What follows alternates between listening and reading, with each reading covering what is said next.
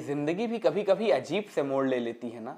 इंदिरा गांधी को भी कहाँ पता था कि जिस बेअंत सिंह पे वो इतना भरोसा करती हैं, जिस भरोसे के दम पे वो तत्कालीन रॉ के प्रमुख आर.एन. काव की चेतावनी दरकिनार कर देती हैं और बेअंत सिंह को नौकरी पे दोबारा रख लेती हैं, वही बेअंत सिंह जब 30 अक्टूबर की सुबह 9 बजे उनके सामने आएगा तो हर रोज की तरह नमस्ते नहीं करेगा।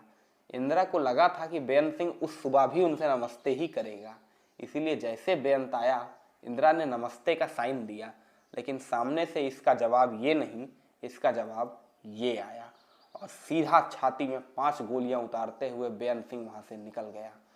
सोचिए क्या गुजरी होगी इंदिरा के भरोसे को। इंदिरा कुछ समझ पाती इससे पहले सब कुछ हो चुका था। कभी कभी मैं इस घटना को जब अकेले में बैठ के सोचता था तो राहुल गांधी के विषय में बड़ी जिज्ञासा होती थी, क्योंकि राहुल गांधी के कई इंटरव्यूज में पहले पढ़ चुका था जिसमें राहुल गांधी बेअंत सिंह के साथ अपनी करीबियों का जिक्र करते थे।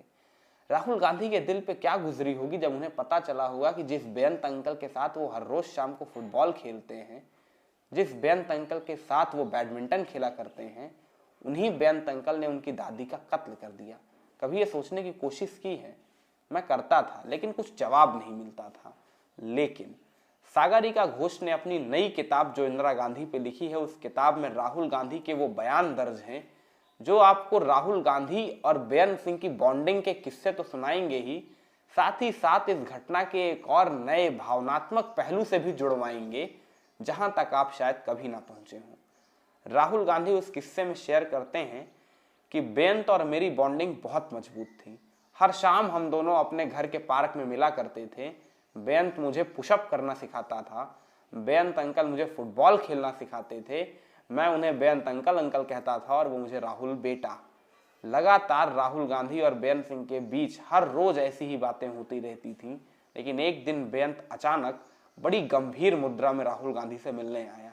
राहुल गांधी बताते हैं वो दिवाली के पहले वाले दिन थे। मैं दिवाली की तैयारियां कर रहा था कि एक रोज बेअंत अंकल मेरे पास आए और अचानक मुझसे कहने लगे कि तुम्हें यह पता है कि अगर तुम्हारे आसपास बम दग जाए तो तुम कहां जाओगे, क्या करोगे, कैसे करोगे? राहुल ने कहा नहीं, मुझे नहीं पता है। बेअंत ने राहुल गांधी को वो सारी ट्रेनिंग्स दी कि अगर आपके आस पड़ोस में कोई बड़ा बम धमाका हो जाए तो आप क्या करें। आप सबको ये बात समझ नहीं आ रही होगी कि बेअंत सिंह राहुल गांधी को बम धमाके से बचने की ट्रेनिंग क्यों दे रहा था। असल में खुफिया रिपोर्ट्स ये बताती हैं कि बेअंत और सतवंत का प्लान पहले कुछ और था। बेअंत और सतवंत ने पहले प्लान बनाया था कि दीपावली के रोज जब इंदिरा गांधी और पूरा गांधी परिवार अपने घर के पार्क में दिवाली मना रहा होगा, तब बम के छोटे छोटे धमाकों की आवाजों के बीच बेअंत और सतवंत इंदिरा गांधी पे ग्रेनेड का हमला कर देंगे और उस ग्रेनेड के हमले से राहुल गांधी को कोई क्षति ना पहुंचे, इसीलिए बेअंत सिंह राहुल गांधी को बम धमाके से बचने की ट्रेनिंग दे रहा था। अब इससे अपने भीतर भावनाओं के तार झंकृत करने की कोशिश करिए। नंबर 1, बेअंत सिंह राहुल गांधी को मानता था, राहुल गांधी से प्यार करता था और वो चाहता था कि अगर उसका निशाना सिर्फ इंदिरा है तो सिर्फ इंदिरा की ही क्षति हो और राहुल गांधी को कोई क्षति ना पहुंचे।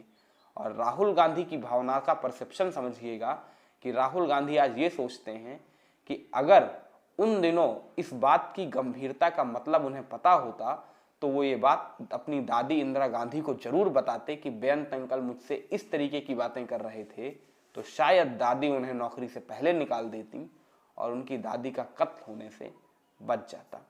उम्मीद करता हूँ आपको पॉलिटिक्स का ये वीडियो अच्छा लगा होगा, इंटरेस्टिंग लगा होगा। इस वीडियो को बनाने का मेरा उद्देश्य सिर्फ यही था कि इस घटना के विषय में बहुत सारी फॉर्मल बातें हम और आप करते रहते हैं, बहुत सारी तथ्यात्मक बातें होती रहती हैं, लेकिन भावनात्मक दृष्टिकोण के साथ इस घटना को देखने का प्रयास बहुत कम होता है। तो इस घटने को भावनात्मक चश्मे से देखने के लिए ये किस्सा सुनाना जरूरी था। किस्सा कैसा लगा कमेंट सेक्शन में लिख के बताइएगा। वीडियो को लाइक शेयर करना मत भूलिएगा और हाँ, चैनल को सब्सक्राइब करना मत भूलिएगा, जिससे ऐसे इंटरेस्टिंग पॉलिटिकल एनेक्डोट्स आप तक पहुंचते रहें।